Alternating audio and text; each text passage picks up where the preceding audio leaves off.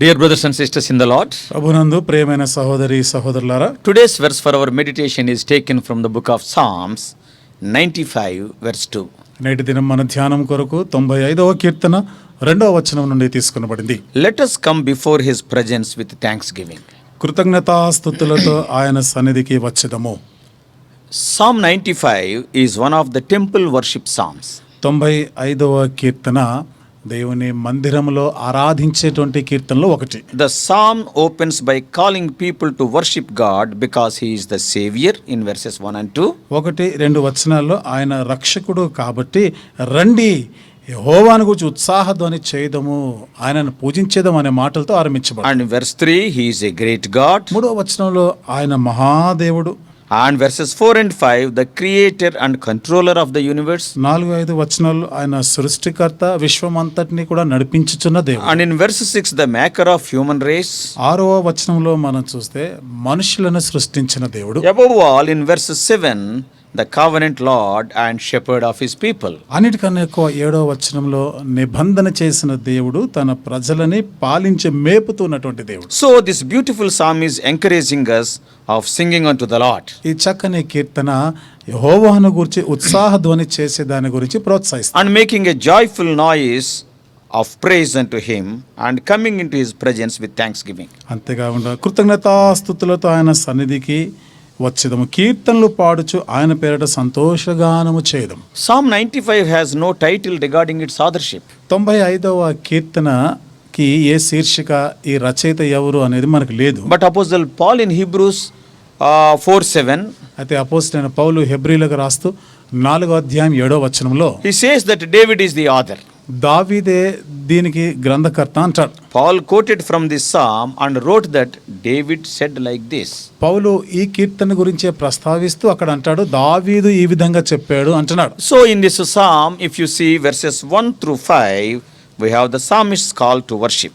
ఈ కీర్తన 1 నుండి 5 వరకు మనము చదివినట్లయితే కీర్తనకారుడు ఆరాధన గురించిన పిలుపునిస్తున్నాడు. Verses 1 and 2 are an exhortation to rejoice. మొదటి 2 వచనాల్లో మనము ఆనందించే దాని గురించినటువంటి హెచ్చరిక చేయబడుతున్నాం. And verses 3 to 5 provide us a good reason for why to rejoice. 3 నుండి 5 వచనాల్లో ఎందుకు మనం ఆనందంగా ఉండాలి అనే దాని గురించి మాట్లాడుతాం. So let us attempt to capture the essence of these verses. కాబట్టి ఈ వచనాల్లో ఉన్నటువంటి ఆ యొక్క మాధుర్యాన్ని మనము పొందుకుందాం. Firstly, మొదటిది, the worship that is encouraged here is collective and congregational. ఇక్కడ మనల్ని ప్రోత్సహిస్తున్నటువంటి ఈ ఆరాధన సమూహంగా, సమిష్టిగా ఆరాధించే దాని గురించి మాట్లాడు. If you carefully observe verses 1 and 2, మొదటి 2 వచనాలను జాగ్రత్తగా గమనిస్తే the phrase let us comes 4 times. చూడండి, ఇక్కడ రండి రండి అనే మాట 4 సార్లు కనబడుతుంది. It is plurality.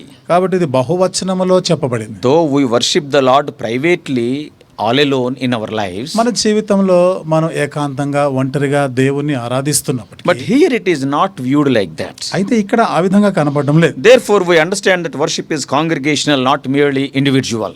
అందుకనే ఆరాధన అనేది కేవలం ఒంటరిగా ఒక్కలే చేయవలసింది కాదు. You may worship individually, అంటే వ్యక్తిగతంగాను ఆరాధన చేయవచ్చు. but here congregational worship is mentioned. అయితే ఇక్కడ మాత్రము సమాజముగా ఆరాధన చేసే దాని గురించి ప్రస్తావించబడింది. And secondly, రెండవది, the worship promoted here is vocal, others must hear. ఈ ఆరాధన అనేది ఇతరులు కూడా వినబడాలి, వినబడేటట్లు ఉండాలంటే నువ్వు నీ మాటల ద్వారా చేయాలి. Too often we think of worship not only as private, sometimes we say that it must be silent. అనేక పర్యాయాలు మనము ఒంటరిగా మాత్రమే కాదు కానీ మౌనంగా ఉండాలి అని కూడా చెప్తాం. We are to sing songs worshipfully.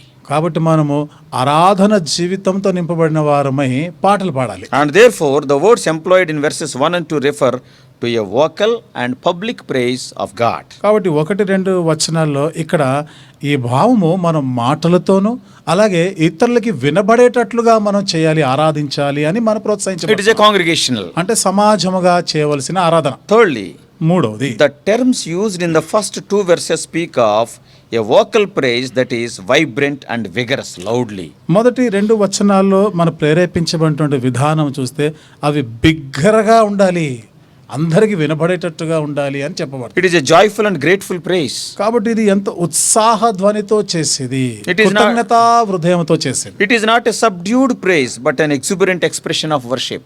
కాబట్టి ఇదేదో వినబడకుండా అనగదొక్కబడేస్తున్నట్టుగా కాదు, కానీ అది అందరికీ వినబడేటట్లుగా ఉండాలి. The expression sing for joy in verse 1 is properly, if you translate properly, it is shout for joy.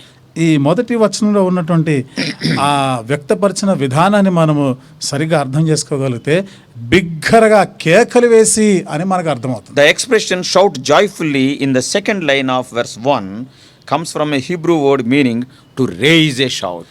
మొదటి వచనంలోని రెండో భాగంలో వ్యక్తపరిచినటువంటి విధానము మన హెబ్రీ భాషలో కానీ మనం చూస్తే నువ్వు బిగ్గరగా గొప్ప శబ్దంతో ఆరాధన చేయాలి అన్నట్టుగా. Oh, this was done in anticipation of a triumph.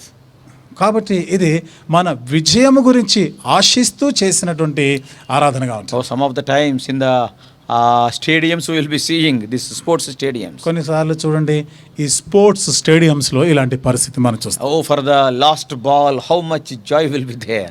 ఆ ఆఖరు బంతికి వాళ్ళు ఎంత సంతోషాన్ని Oh, వ్యక్తపరుస్తారు. they will be raising shouts. వారు గట్టిగా అరుస్తూ కేకలు వేస్తూ ఉంటారు. It was done in a similar way at the coronation of King Saul, if you read in 1 Samuel 10:24. మొదటి రాజు సమూయేలు గ్రంథం 10:24 వచనంలో సౌలుకి రాజుగా పట్టాభిషేకం చేస్తున్న సమయంలో ఈ పరిస్థితిని మనం చూస్తాం. And some Christians seem to think that worship can't and should not be exuberant and noisy. కొంతమంది క్రైస్తవుల విషయాల్లో మనం చూస్తే వారు ఈ ఆరాధన అనేది వారి శబ్దాలతో కూడా ఉండకుండా ఏదో మౌనంగానే చేయాలి అన్నట్టుగా ఉంటారు. But we can shout with joy under divine discipline, that is in decency and in order. అయితే దైవికమైనటువంటి ఒక క్రమశిక్షణ, క్రమంగా, మర్యాదగా మనం బిగ్గరగా ఆరాధన చేయగలం. And the fourth thing about this worship in this psalm is ఈ కీర్తనలోని ఆరాధన గురించిన 4వ విషయము the joyful and exuberant praises of verses 1 and 2 is God centered. కాబట్టి మనం ఎంతో సంతోషంగా వినబడేటట్లు మనం చేసే ఈ ఆరాధనలో దేవుడు కేంద్రీకృతమై ఉండాలి. There is a preoccupation with God, not with excitement, enthusiasm and expression without God. కాబట్టి దేవుడు దీనిలో ఉండాలి, దేవుడు కేంద్రీకృతమై ఉండాలే కానీ మన యొక్క ఉద్రేకాలు, మన యొక్క సంతోషాలు దానితో కాదు. The source of our joy and the recipient of our praise is our God himself. మన సంతోషానికి కారణము దేవుడే మన స్తుతులకి పాత్రుడు, దేవుడే కారణమే ఉన్నాడు. Biblical worship is that praise and adoration which has God as its source and subject. Bible పరమైనటువంటి ఈ ఆరాధనకు మనం గమనిస్తే దేవుడే దానికి ఆధారమై ఉంటున్నాడు, ఆయనే కారకుడే ఉంటున్నాడు. As the sun is the center of the solar system, ఏ విధంగా అయితే సౌర కుటుంబానికి సూర్యుడు కేంద్రీకృతమై ఉంటాడో, and so God is to be the center of our adoration and praise. అలాగే మన యొక్క ఆరాధనకి, మన యొక్క స్తుతులకి దేవుడు కేంద్రమై ఉండాలి. And while our worship should be fervent, it must also be founded on truth. కాబట్టి మన యొక్క ఆరాధన ఆసక్తికరమైనదిగా ఉన్నప్పుడు అది సత్యముతో చేసేదిగా కూడా ఉండాలి.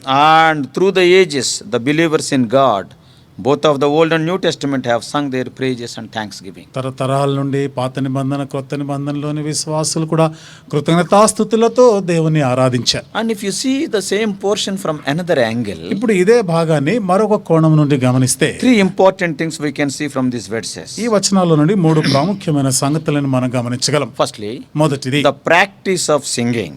చూడండి, కీర్తనలు పాడేటువంటి ఒక అభ్యాసం. And both in Old Testament and New Testament, పాత నిబంధనలోను క్రొత్త నిబంధనలో కూడా saints never became weary of celebrating the praises of their Lord and Savior because he was made an offering for their sins. పరిశుద్ధులు దేవునికి కృతజ్ఞతాస్తుతులు చెల్లించే విషయంలో ఎప్పుడు విసిగిపోలేదు, అలసిపోలేదు. ఎందుకనగా వారి యొక్క రక్షణకి ఆయన కారకుడై ఉన్నాడు కాబట్టి. And this must be the sweetest subject for us today. కాబట్టి నేటి దినము మన జీవితానికి ఇది ఎంతో మధురమైనటువంటిదిగా ఉండాలి. And secondly, రెండవది the object of singing. మనము దేని గురించి, ఎవరి గురించి పాడాలి? The object is Lord Jesus Christ himself. ఎవరు? ఆయనే యేసుక్రీస్తు ప్రభువే ఆరాధించబడినవాడు. Bible says, బైబిల్ సెలవిస్తాం, God would have all men should honor the Son as they are honoring the Father. అందరూ కూడా, పురుషులందరూ కూడా ఏ విధంగా అయితే వారి కుమారులని ఘనపరుస్తుంటారు, సన్మానిస్తారో తండ్రిని కూడా ఘనపరచాలి. Bible says, బైబిల్ సెలవిస్తున్న మాట, God would have all men to honor God's Son even as they are honoring the Father. కాబట్టి మనుషులందరూ కూడా మరి దేవుని యొక్క కుమారుణ్ణి వాళ్ళు ఘనపరచాలి అని కోరినాడు. As they are honoring the Father. ఏ విధంగా వారు తండ్రిని ఘనపరుస్తున్నారు? Singing is the outward expression of inner joy. కాబట్టి పాటలు పాడుట, కీర్తనలు పాడుట అనేది అంతరంగంలో ఉన్నటువంటి సంతోషాన్ని వ్యక్తపరచడం. It shows our sense of the infinite love of God in Christ Jesus. కాబట్టి యేసుక్రీస్తు ప్రభునందు దేవుని ఎడల ఉన్నటువంటి అసమానమైనటువంటి ఆ ప్రేమను కనపరుస్తాం. Thirdly, మూడవది, the spirit in which we are to sing. మనము ఏ విధంగా పాట పాడాలి అనేది, ఎలాంటి మనస్సు కలిగి పాడాలి. Two things are necessary. ఇక్కడ రెండు విషయాలు అవసరం. A person should sing spiritually and also he should sing intelligently. ఓ వ్యక్తి ఆత్మీయంగా పాడాలి, ఆత్మతో పాడాలి, అలాగే ఎంతో తెలివిగా జ్ఞానము కలిగి పాడాలి. We should know for what we have to thank God. అనగా దేని కొరకు మనం దేవుని కృతజ్ఞతలు చెల్లిస్తున్నామో ఎరిగి ఉండాలి. As we read in the latter verses of this psalm, ఈ కీర్తనలోని తర్వాత వచనాలను మనం చదివితే we have to worship the Lord for his supremacy and his tender guardianship. దేవుని యొక్క ఔన్నత్యాన్ని బట్టి, ఆయన యొక్క కాపుదలను బట్టి ఆయన ఆరాధించాలి. He is the rock of our salvation. ఆయన మన రక్షణ దుర్గమై ఉన్నాడు. And by doing so, we can stir up others as well. ఆ విధంగా చేయటం వల్ల ఇతరులను కూడా మనం పురికొల్పగలం. Before I close, one more thought. ముగించే ముందు మరొక తలంపు. In this psalm, ఈ కీర్తనలో God is not telling, sing unto me. దేవుడు నన్ను గూర్చి కీర్తన పాడుడి అని చెప్పడం లేదు. But men are telling to one another, let us, oh come, let us sing unto the Lord. అయితే మనుషులే ఒకరికొకరు రండి రండి మనము ఉత్సాహధ్వని చేద్దామని చెప్తున్నారు. Probably by seeing the worship of David. బహుశా దావీదు యొక్క ఆరాధనను చూసి, Or by seeing the worship of a believer. లేదా ఒక విశ్వాసి చేసే ఆరాధనను చూసి Others are also encouraged. ఇతరులు కూడా And they are ప్రోత్సహించబడుతున్నారు. talking among themselves. వారిలో వారే Come on, చెప్పుకుంటారు, let us worship the Lord. రండి మనం దేవుని So ఆరాధిస్తాం. your worship must encourage others to worship the Lord. కాబట్టి నీ ఆరాధన ఇతరులు కూడా దేవుని ఆరాధించడానికి ప్రోత్సహించేటట్లు ఉండాలి. Today is the Lord's day. ఈ రోజు ప్రభు దినం కదా. So keeping these few thoughts in our mind, let us go to the house of God very quickly and worship Him. ఈ కొన్ని తలంపులు మనసులో పెట్టుకొని దేవుని ఆరాధించడానికి మనం త్వరపడి వేగిరమే దేవుని సన్నిధికి వస్తాం. Our worship must be in spirit and in truth. మన ఆరాధన ఆత్మతో సత్యముతో చేసేదిగా ఉండాలి. May God help us. దేవుడు మనకి సహాయం చేయనుగా.